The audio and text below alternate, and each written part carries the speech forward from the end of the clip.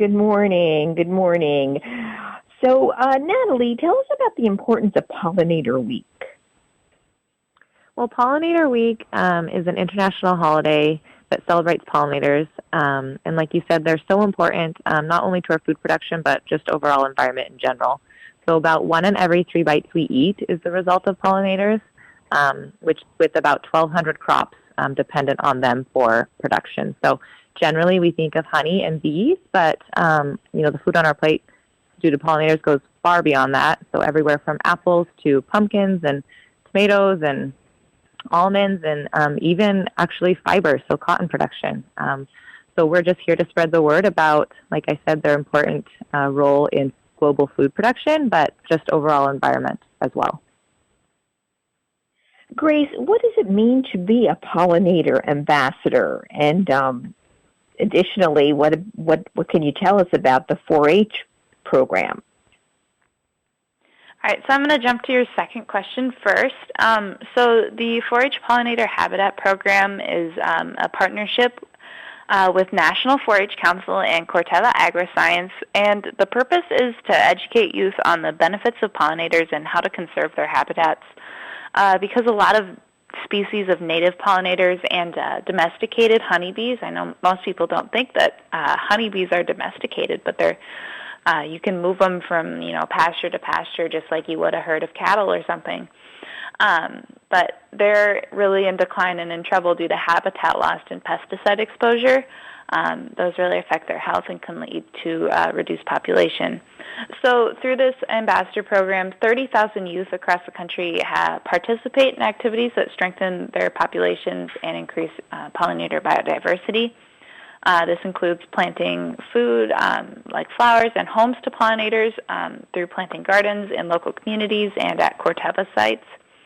I joined the Pollinator Habitat Program, and this is what it means to me to be a pollinator ambassador, because it's a way for me to actively fight climate change and really work towards conservation of planet Earth. I think that's super, super important. So my role is to educate youth on the connection between pollinators and the environment and how when we support pollinators, we're helping combat climate change. Grace, how can kids find out more and participate in this initiative? Yeah, so the 4-H Pollinator Habitat Program is really easy to reach out to. I found out through my county extension officer. She sent me an email and she says, hey, I think this is something you'd be really interested in based on all your other 4-H programs that you participate in.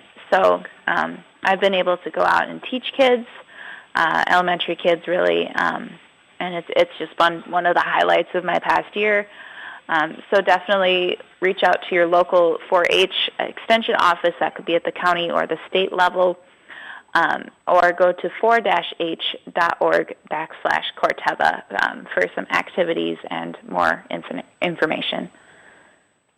Natalie, as a rancher, how do you help protect and support pollinators?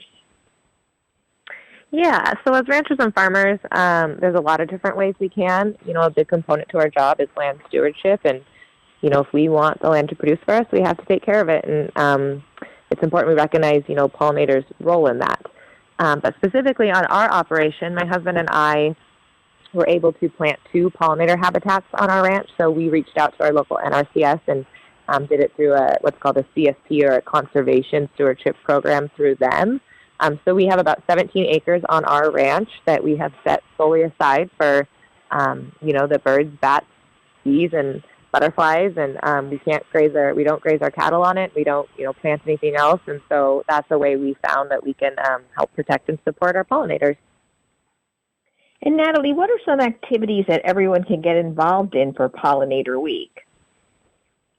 Yeah, there's lots of different ways, and we want to stress that you don't have to be on a ranch, or you don't even have to be out in the country to do it. If you live in a city setting, you can still be involved and support the pollinators. And that website Grace mentioned is a great place to start. But it's really simple. It's just about making sure that pollinators have adequate habitats and food sources. So Grace kind of mentioned planting native flowers or grasses to the area, pollinator-friendly gardens, sunflowers, zinnias.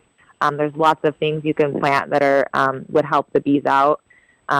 You could reach out to maybe you have a local beekeeper and you could, buy some product from them, or you guys could get together to, host a class and, further the education and really just spreading maybe anything you heard that we said today, continuing promoting Pollinator Week and how important pollinators are, that plays a role, and, that's something simple you could do too. Well, thank you so much, both of you. I appreciate it. Thank you for having us.